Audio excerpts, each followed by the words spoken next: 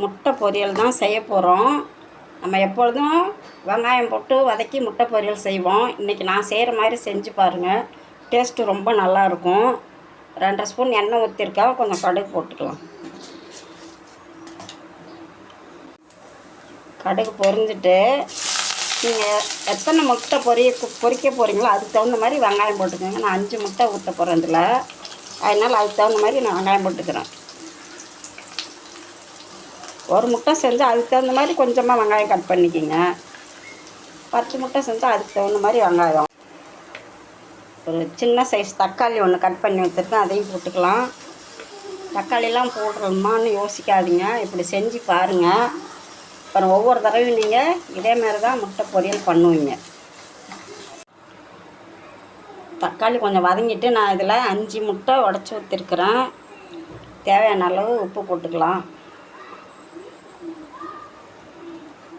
முட்டையை நல்லா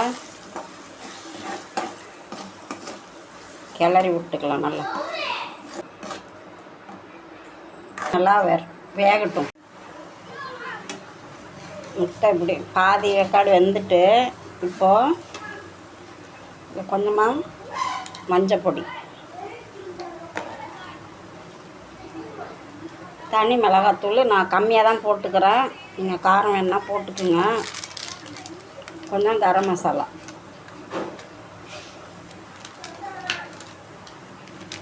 கொஞ்சமாக சிக்கன் மசாலா போட்டு இந்த முட்டையில் போய் சேரணும்.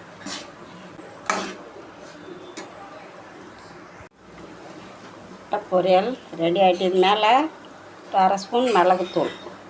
உங்களுக்கு காரம் எவ்வளோ வேணுமோ அவ்வளோதுக்கு நீங்கள் போட்டுக்குங்க. பாருங்கள், அவ்வளோ ஒரு டேஸ்ட்டாக நல்லா இருக்குது. முட்டை பொரியல் ரெடி. எப்பொழுதும் முட்டை பொரியல் வெங்காயம் பச்சை மிளகாய் போட்டு தான் நம்ம பொரித்து எடுப்போம்.